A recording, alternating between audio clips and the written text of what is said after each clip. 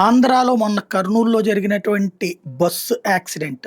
తాగుబోతు ఒకడు తాగి బండి నడుపుతా రోడ్డు మీదకెళ్ళి డివైడర్‌కి గుద్దుకుని తను చచ్చిపోతూ, ఆ బైకు అక్కడ రోడ్డు మధ్యలో పడిపోయినటువంటి నేపథ్యంలో, ఆ బైక్ మీద నుంచి వెళ్ళినటువంటి బస్సు తగలబడటంతో 19 మంది ప్రాణాలు కోల్పోయారు. మిగతా వాళ్ళు గాయపడ్డారు.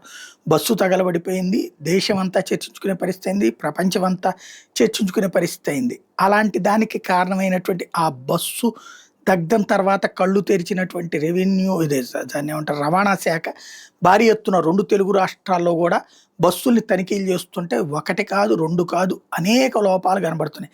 టోటల్‌గా 361 కేసులు పెట్టారట తప్పు జరిగినాయని. అట్లాగే 40 బస్సుల్ని సీజ్ చేశారట. ఏది సీటర్ కిందకి పెట్టుకొని దీని కిందకి తీసుకొచ్చారు, బెర్తులు పెట్టారు, లేకపోతే మన రాష్ట్రంలో కాకుండా వేరే రాష్ట్రంలో మొదలయ్యారు. ఇట్లాంటివి ఇవన్నీ ఉల్లంఘనలే. ఇంతమంది ఇంతకాలం దర్జాగా కార్యకలాపాలు సాగిస్తూ వచ్చారు. ఇప్పుడు దొరికిపోయారు.